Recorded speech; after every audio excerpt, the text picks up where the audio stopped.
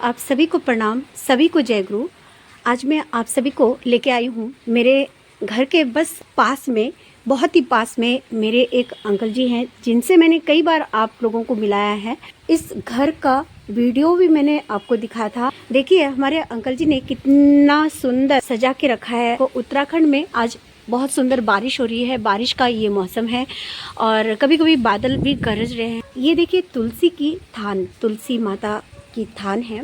ये पीपल का वृक्ष है और कई सारे सुंदर सुंदर वृक्ष यहाँ पे लगे हुए हैं। और देखिए इस घर के जो मेंबर्स हैं, 4 लोग हैं इस घर में।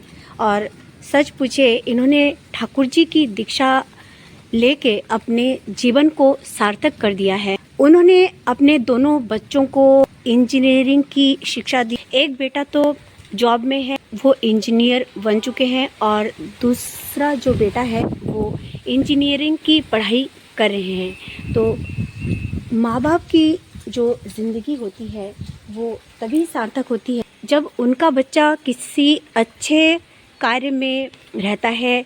सबसे पहले बात ये है कि वो बच्चे हैं वो ठाकुर के हैं कि नहीं, वो भगवान के हैं कि नहीं। क्योंकि यदि बच्चे भगवान को माने, अपने प्रभु की शरण में रहें तो अपने जीवन को बैलेंस में रख सकते हैं। कई सारी बातें हैं, जैसे ठाकुर जी की दीक्षा लेना क्यों ज़रूरी है, क्या वजह है उनकी दीक्षा लेनी चाहिए। दरअसल मैं आप सभी से कहना चाहूँगी कि इस युग के अकॉर्डिंग ठाकुर जी ने हम सभी को बहुत सारी चीज़ें दी हैं।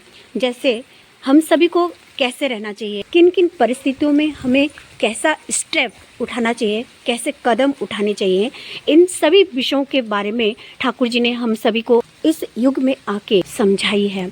और सच पूछिए आज के युग में इन सभी बातों को यदि हम नहीं जान पाते तो शायद ही अच्छा स्टेप हम जीवन में कभी उठा सकते, शायद ही हम कभी उठा सकते। तो मैं ये कहना चाहूँगी कि दीक्षा लेने से इंसान के अंदर दक्षता आती है। दक्षता इंसान के अंदर यदि हो तो इंसान अपने जीवन को बैलेंस करके रखता है और अपने चारों ओर का जो वातावरण है उसके अनुसार अपने आप को ढालने में सार्थक हो जाता है।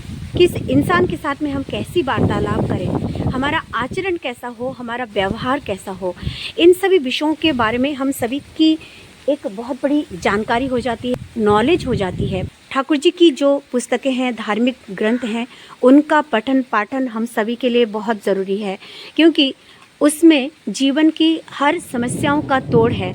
तो यही वजह है कि ठाकुर जी की दीक्षा हम सभी को लेनी चाहिए। दीक्षा लेने से हम सभी में दक्षता आती है, जीने की शक्ति आती है और हम अपने जीवन में कैसे कार्य करें इन सभी विषयों का ज्ञान हमें आ जाता है। हम कैसी माँ बने, हम कैसे बाप बने, हम कैसी पत्नी बने, हम कैसे पति बने, हम कैसे माता पिता बने, इन सभी विषयों के बारे में ठाकुर जी ने बहुत सुंदर हम सभी को पाठ पढ़ाया है। हम सभी को जीवन में कई सारी सुंदर सुंदर बातें उन्होंने समझाई हैं। और सच पूछे जो इष्ट के सानिध्य में रहते हैं उनका जीवन वो लोग उन्नत कर ही सकते हैं। आज ये जो घर आप देख रहे हैं इनको मैं बहुत मानती हूँ। हमारे घर के पास में ही इनका घर है। मुझे बहुत खुशी का अनुभव होता है। हमारे जो अंकल आंटी हैं, हमारे जो भाई हैं दोनों, इनका जो जीवन है वो सार्थक हो गया है। बचपन से ही इन लोगों ने ठाकुर जी की दीक्षा ली थी और बच्चे भी नाम ध्यान प्रार्थना में रहते थे और इस तरह से उन्होंने उनके जीवन को संवारा और सच में आज एक सक्सेसफुल लाइफ वो लोग जी रहे हैं। देख के खुशी का अनुभव होता है। ख्वाहिशों से नहीं गिरते हैं फूल झोली में, ख्वाहिशों से नहीं गिरते हैं फूल झोली में, कर्म की शाख को हिलाना होगा, नहीं होगा कुछ अंधेरे को कोसने से, अपने हिस्से का दिया खुद ही जलाना होगा। हम सभी को अपने अपने कर्म का जो दिया होता है उसको जलाना पड़ता है।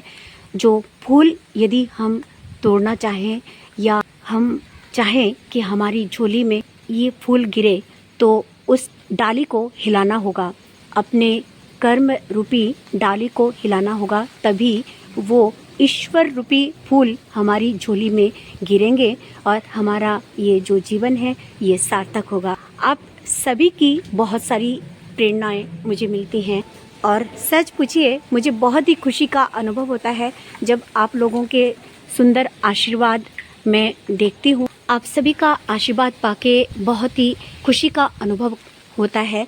आप सभी मुझे ऐसे ही प्रेरणा देते रहें। मेरे जीवन को मैंने अपने प्रभु के श्री चरणों में समर्पित कर दिया है और ऐसी ही समर्पित मैं रहूं उन श्री चरणों पे, यही प्रार्थना मेरे भगवान से मैं करती हूँ। और इसके लिए आप लोग भी मुझे बहुत सारा आशीर्वाद दें। आप सभी से एक बात और कहना चाहती हूँ कि हम सभी मंदिर बनाते हैं, मस्जिद बनाते हैं, घर बनाते हैं, चर्च बनाते हैं, गिरजाघर बनाते हैं, परंतु कभी क्या हम सभी के हृदय में, अंतर्मन में एक विचार आता है कि हम सभी को अपने जीवन में, अपने अंतर्मन में जो घर बनाना है उसके पीछे भी ध्यान देना चाहिए? क्या हम लोग सोचते हैं? और अगर नहीं सोचते हैं तो अभी से हम सभी सोचना शुरू कर दें तो हम परमपिता को बहुत प्यार कर सकते हैं।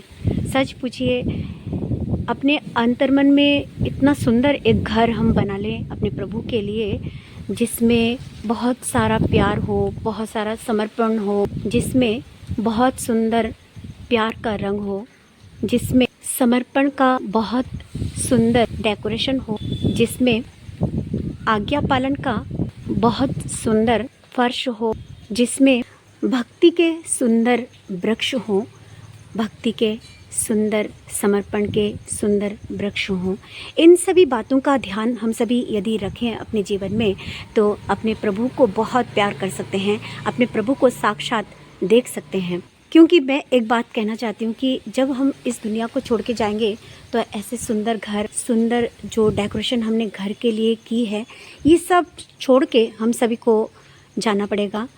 परंतु काम वही घर आएगा जिस घर को हमने प्यार के रंग से रंगा था, जिस घर में हमने प्रभु की आज्ञा पालन के लिए समर्पण का रंग डाला था। हम सभी का आचरण, हम सभी का व्यवहार इतना सुंदर होना चाहिए कि इस घर को छोड़ने के बाद इस दुनिया के लोग हमारे लिए रोएं, हमारे लिए तड़पें कि वो एक ऐसा इंसान था, और सभी को एक प्रेरणा भी मिले। इस घर का जो मंदिर है वो आप सभी को दर्शन करा देती हूँ। ठाकुर जी की मूर्ति है। ठाकुर जी के श्री चरणों में कोटि कोटि प्रणाम करती हूँ। माँ के श्री चरणों में कोटि कोटि प्रणाम करती हूँ। ठाकुर परिवार को कोटि कोटि प्रणाम करती हूँ।